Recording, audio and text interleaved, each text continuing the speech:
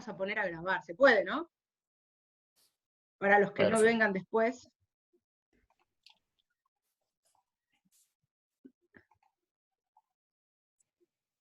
Ahí está. Bueno, bienvenidas, bienvenidos a una nueva clase. Bueno, una clase mixta, como hacemos siempre, que tenemos invitados, invitadas, invitades tan especiales como el señor Pedro Breuer. Hoy nuestra clase es Violencia y Sociedad en Argentina, en la UBA, pero también tenemos gente del Instituto Universitario Madre de Plaza de Mayo, acá veo algunos de Métodos y Resoluciones de Conflicto y otros del Seminario de Historia del Pensamiento Político, y otros exalumnos que también invitamos para participar y se irán sumando de a poco algunos más. Como les contaba, hoy tenemos un invitado muy especial, a Pedro Breuer, una persona muy admirada, muy querida por mí además, y que gentilmente nos concede una hora de su tiempo para hablar sobre el racismo, las migraciones, la xenofobia, en una semana muy particular, en esta semana del 12 de octubre, con declaraciones más que interesantes para debatir y conversar con este sociólogo, analista internacional, periodista y persona de la cultura también de nuestro país, director de Nodal, que les recomendé a todos que miraran y leyeran y siguieran a partir de ahora, si no lo hacían, las columnas de Pedro allí, que son súper interesantes. Y bueno, nos callamos para escuchar acá y después vamos a debatir y vamos a hacerle preguntas, y mientras tanto pueden dejar ideas y cuestionamientos en el chat para conversar tópicos. Adelante, Pedro, bienvenido. Bueno, primero, Julieta, gracias por la invitación. Para mí es un gusto estar con vos, conversar con ustedes. Qué lindo que a esta hora de la noche haya tanta gente interesada en pensar e intercambiar ideas, porque al fin y al cabo es un poco lo que estamos haciendo. A ver, ¿cómo encarar el tema? Porque tiene varias aristas, y Julieta me planteó el tema de la migración como un tema central, migración, racismo. Lo que pasa es que hay conceptos diferentes que parecen intercambiables y se usan muchas veces de manera intercambiables: migrantes, refugiados, y son categorías diferentes.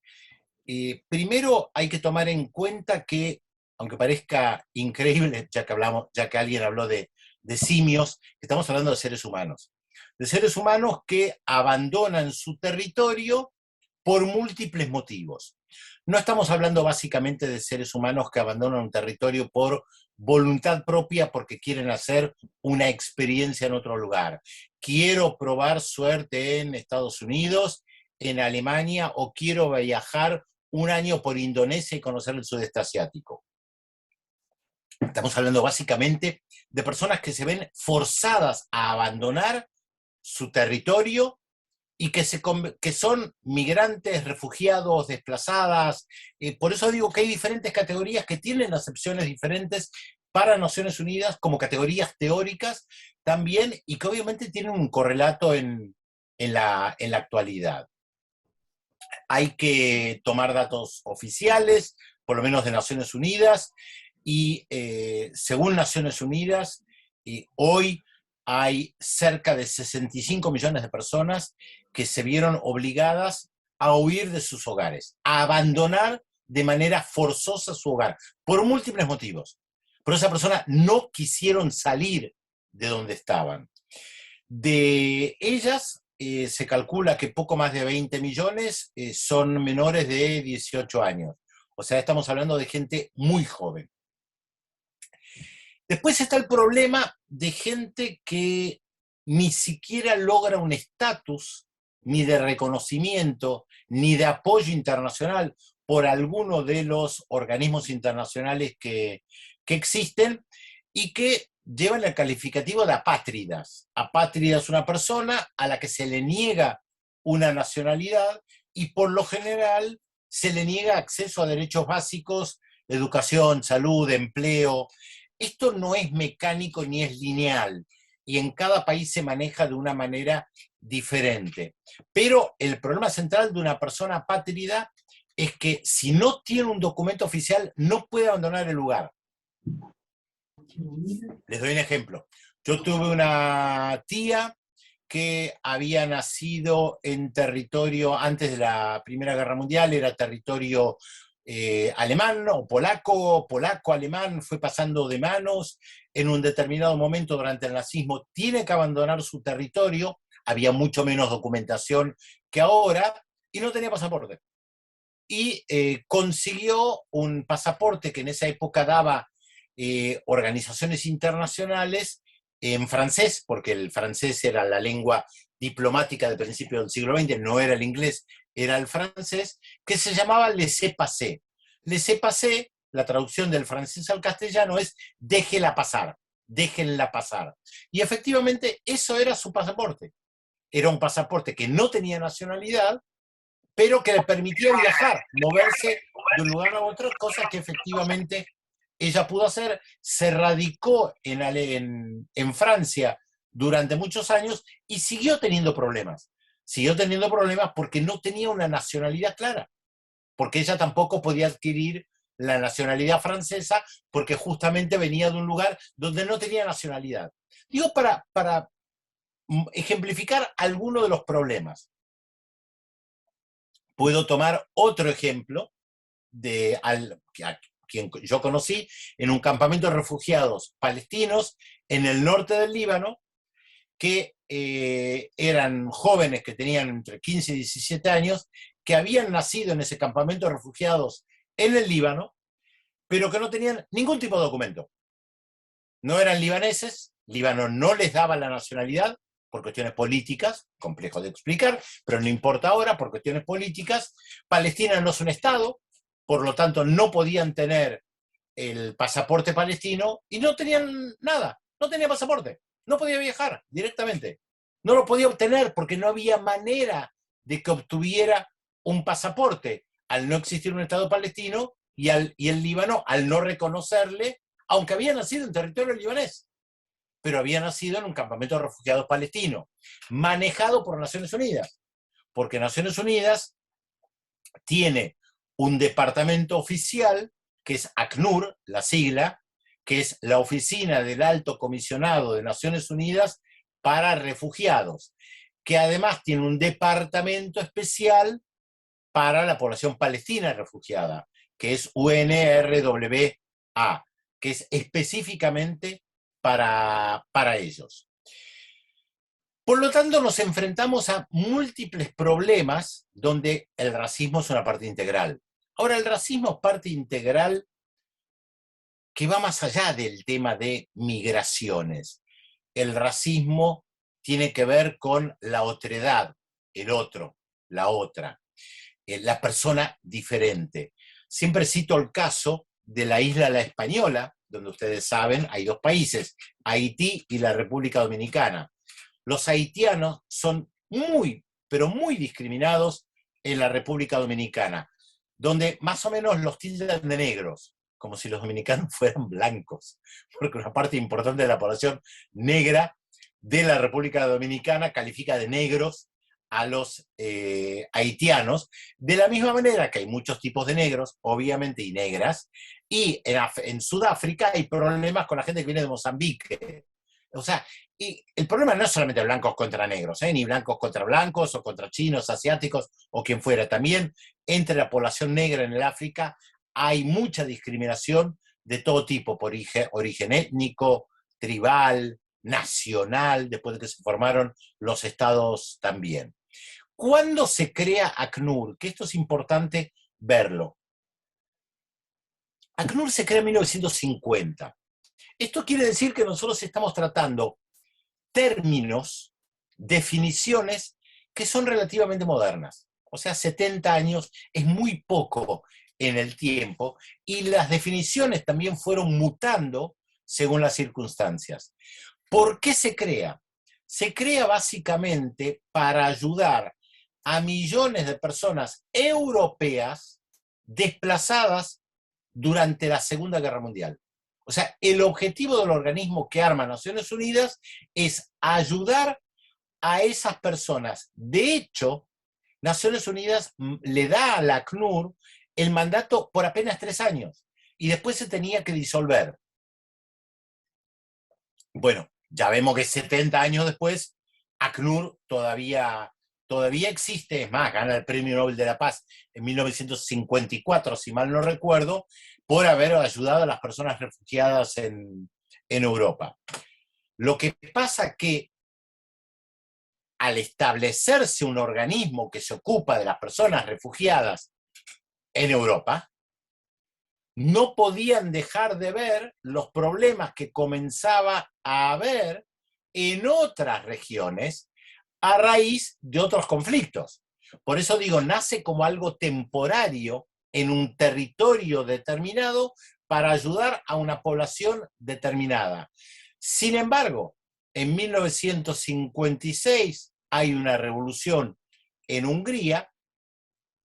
Huyen de Hungría cerca de 200.000 personas que van a Austria, y ACNUR reconoce a las personas que se van de Hungría como personas refugiadas, a las que hay que darle alguna forma de ayuda. ¿Cuál es la ayuda que por lo general da ACNUR?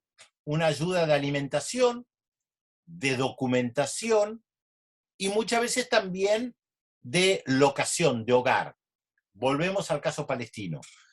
Cuando miles de palestinos abandonan su territorio entre 1948 y 49, sin entrar a debatir lo que pasó, esas personas que abandonaron el territorio que estaba bajo el mandato británico de Palestina van al Líbano, a Jordania, a Egipto, a varios países que rodean Siria, que rodean al Estado de Israel que nació en 1948. ¿Qué es lo que hace Naciones Unidas en un primer momento? Bueno, les da un lugar mínimo para darles algo de comer. Una vez que les da de comer, les da harina, aceites, todo tipo de cosas, empieza a darse cuenta que esas personas que están viviendo en chozas necesitan mínimamente algún tipo de ayuda para las inclemencias del tiempo. Bueno, comienzan a construir carpas. Esas carpas después evolucionaron, porque esas personas tenían el sueño de retornar a Palestina, cosa que no logran. Estas personas que tenían un estatus temporario pasan a tener en Jordania, en Egipto, en Siria, en el Líbano, un estatus permanente. Los campamentos de refugiados palestinos no son hoy hogares con algunas carpas, son ciudades, solo que siguen siendo campamentos de refugiados porque están siendo ayudados por Naciones Unidas y el Departamento de Naciones Unidas a la población palestina, y porque se considera que en principio eso va a ser temporario. Lo que pasa es que las personas que estaban en carpas, una vez que se dieron cuenta que eso no iba a ser solamente algo temporario, empiezan a construir casas. Y bueno, eso va evolucionando. En el imaginario de mucha gente, un campamento de refugiados es todavía un campamento con carpas. En algunos lugares sí, en otros, como en el caso de los palestinos y palestinas, por ejemplo en el Líbano, son verdaderas ciudades, con calles, con casas, con internet, pero siguen dependiendo de Naciones Unidas, técnicamente son refugiadas.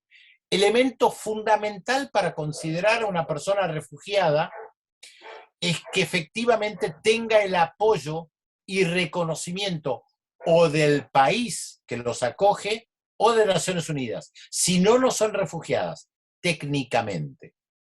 La cuestión técnica es importante, porque no todas las personas reciben ayuda de Naciones Unidas.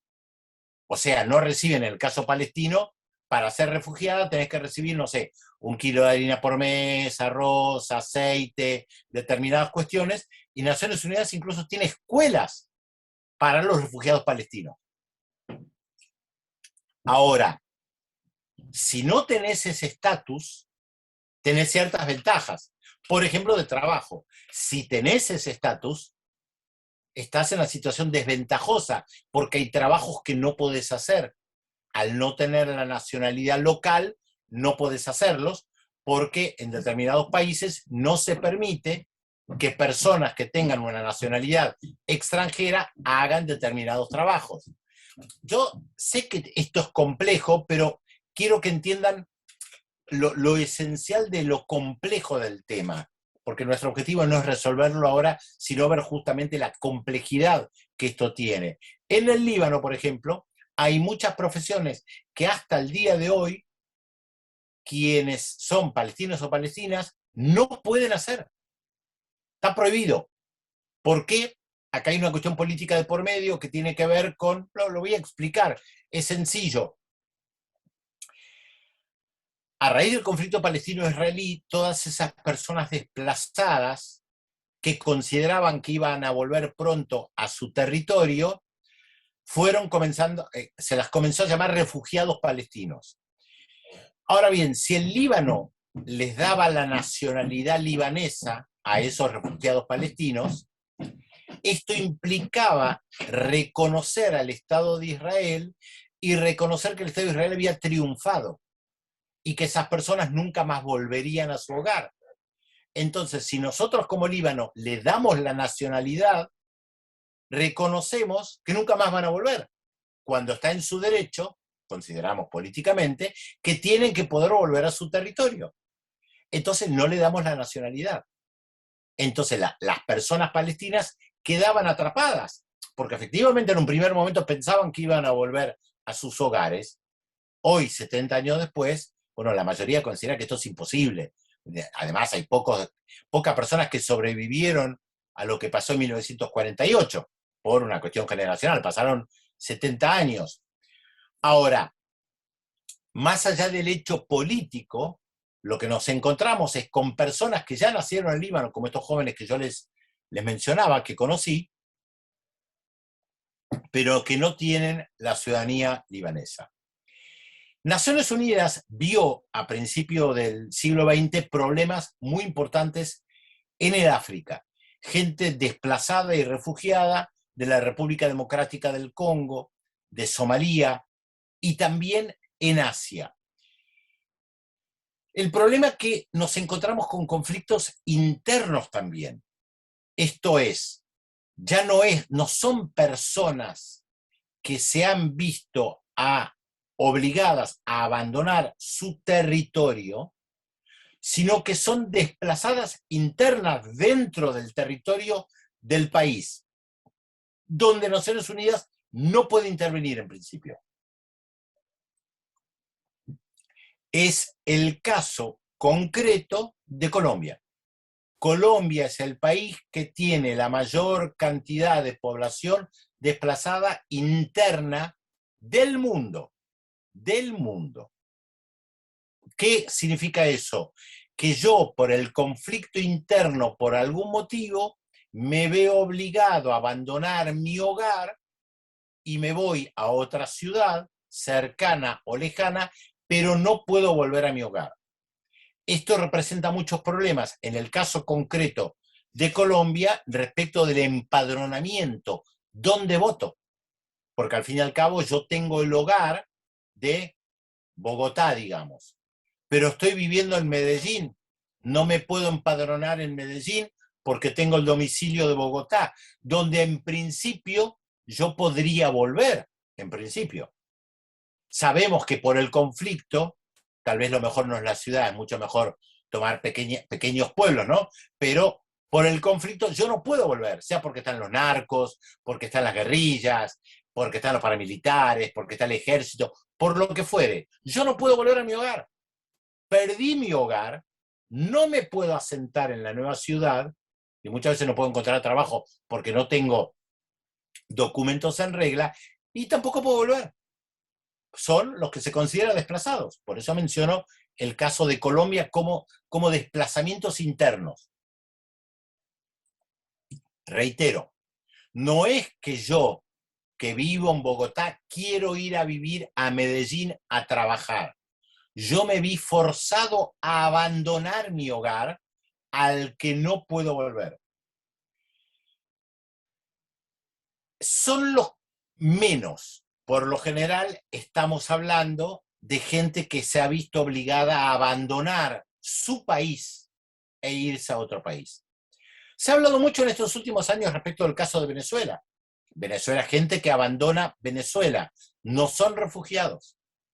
Son personas que consideran que no pueden vivir más en su país por la crisis económica, por la crisis social, y lo abandonan. Salvo que le pidan un estatus de refugiado a Naciones Unidas, no lo son. Pueden tener múltiples problemas similares a los de los refugiados y refugiadas, pero técnicamente no lo son. Al no serlo técnicamente, no reciben ayuda de esos estados tampoco. Se habrán cruzado con gente de Venezuela, me imagino. Creo que la mayoría de las personas que están acá en el grupo vienen de la Argentina. Se habrán cruzado con gente de Venezuela o de Colombia que tiene múltiples problemas. Ahora, políticamente se dice que son refugiados. En principio, si nos atenemos a las definiciones de Naciones Unidas, no lo son. ¿Podemos hablar de migración voluntaria? Sí, no. Sí, porque decidieron irse de su país a otro país. No son perseguidas políticamente. No, porque se van por una crisis económica y social. No es el caso de, como yo les decía antes, quiero probar suerte en la Argentina, a ver cómo me va. No, soy ingeniero venezolano que no encuentro trabajo. Estoy desesperado, la situación social me lleva a emigrar para conseguir dinero en la Argentina y poder enviarle a mi familia.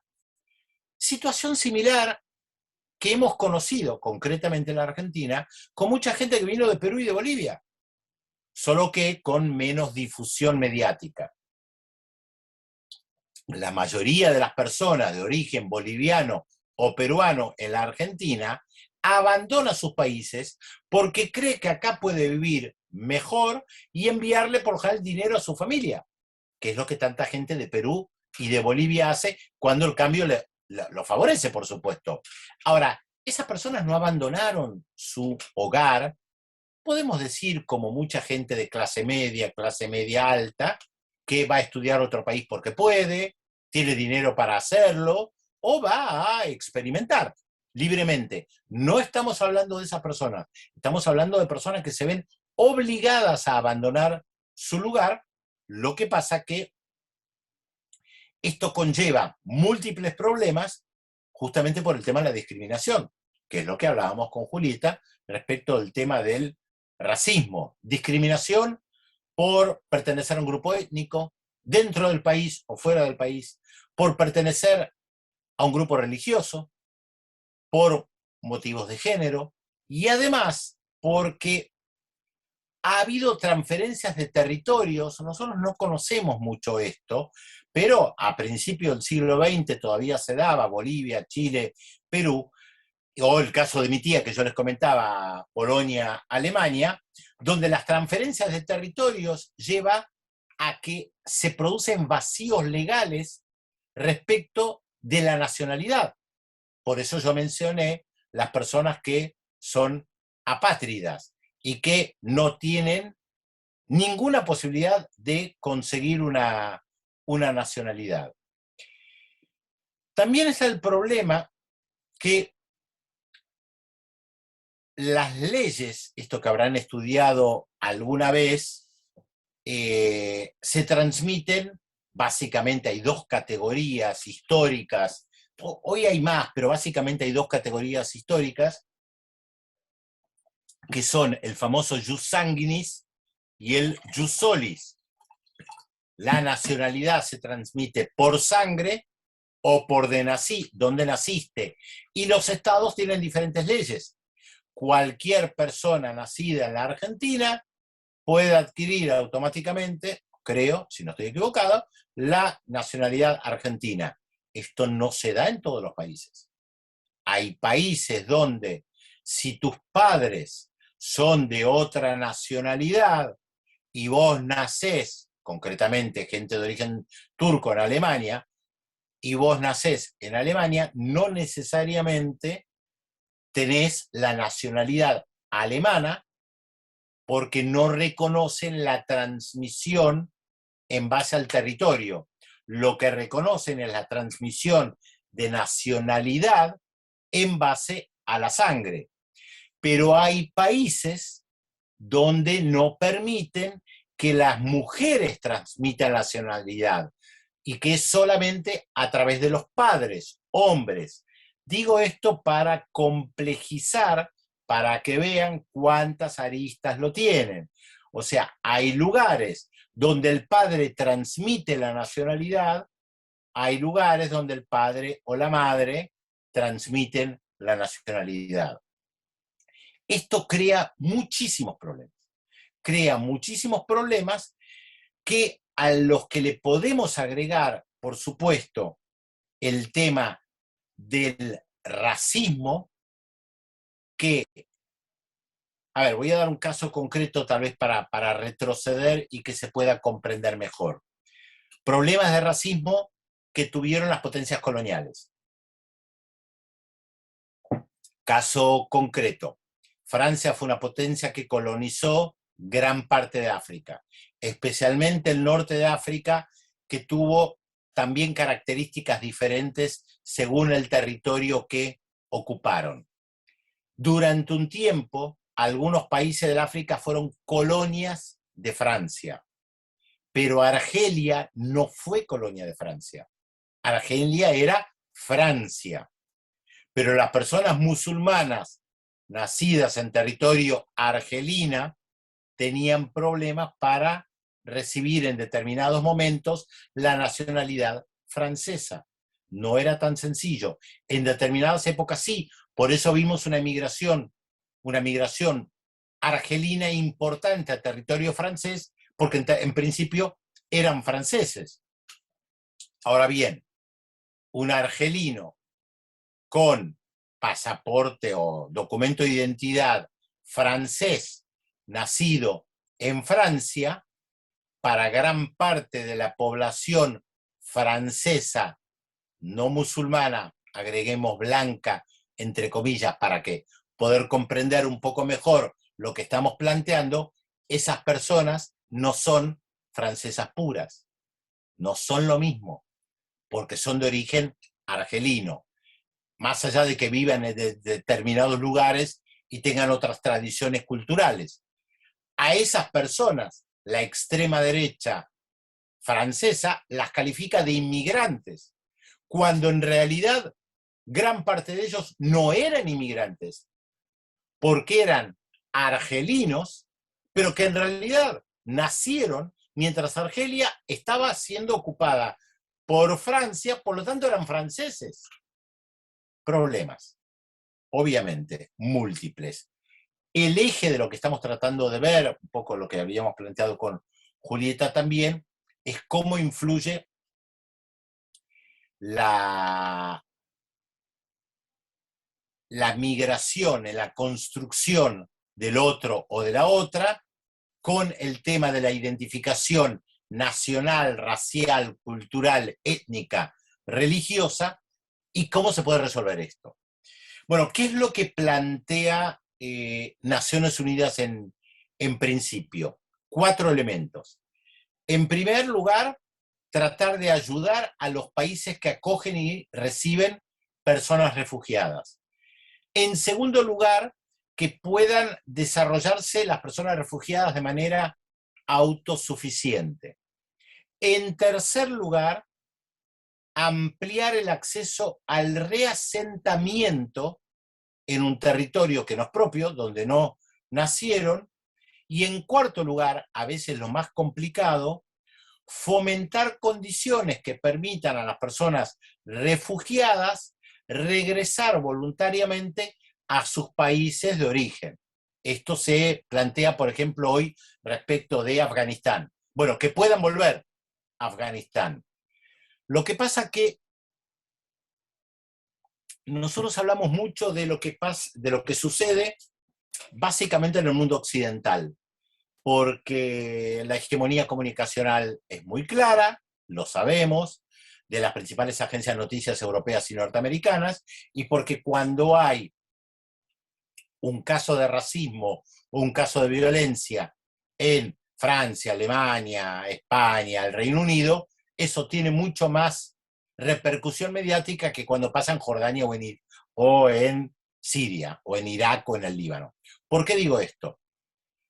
La inmensa mayoría de las personas que huyeron de la guerra civil en Siria o de la guerra en Irak se reasentaron en los países vecinos: Turquía, Irán, Jordania, Líbano. Sin embargo, del drama de los refugiados sirios nos enteramos más cuando tratan de ingresar a Europa. Y ahí vemos algunas fotos emblemáticas, un niño muerto en una playa, el escándalo que se arma. ¿Por qué? Porque hay una Europa racista que no quiere aceptar a esas personas, porque son diferentes. Religión diferente, cultura diferente, historia diferente. Sí, son diferentes. Por supuesto que lo son y traen costumbres diferentes. O para resumirlo de alguna manera que no le gusta para nada a los franceses y francesas más puros, entre comillas, o a los británicos o a los alemanes, Europa ya no es Europa.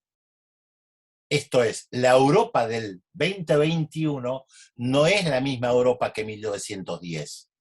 Hoy Londres es una ciudad multicultural, multiétnica, multirreligiosa, mal que le pese a los londinenses puros, a aquellos que profesaban la religión protestante y que prácticamente no tenían musulmanes. Para decirlo en un lenguaje más coloquial, jódanse, ustedes conquistaron la India, ustedes conquistaron Pakistán, ustedes trajeron la mano de obra barata cuando les convenía de India y Pakistán, y ahora están repletos de indios y pakistaníes. Solo que esos indios y pakistaníes que llegaron en un determinado momento se quedaron. Y hoy el alcalde, o hace un tiempo atrás, no, hoy el alcalde de Londres es de origen pakistaní y musulmán.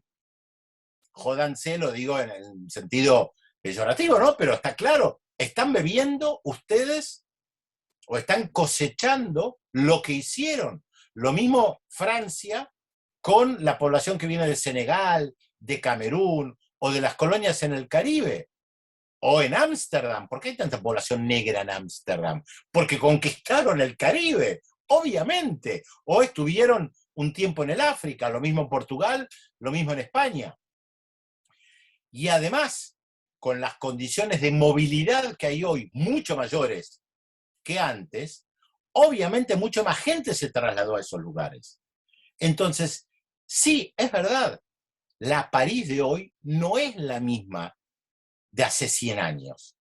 Y hoy hay barrios enteros en París donde se come comida árabe o comida que representa a otros grupos, Camerún, Senegal o lo que fuere, lo mismo en Londres, lo mismo en Berlín con la población que migró de Turquía.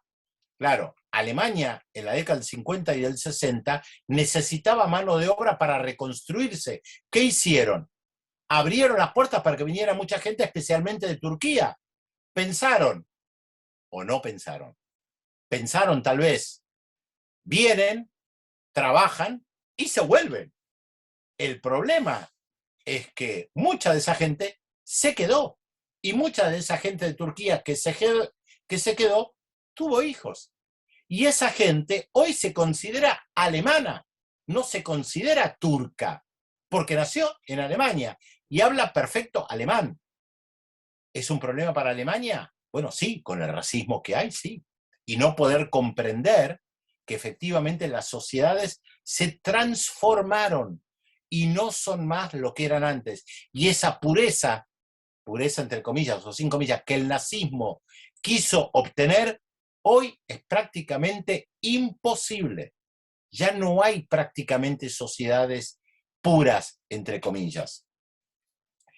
Yo provengo de una familia de inmigrantes, mis dos padres nacieron en Alemania, se escaparon por el nazismo.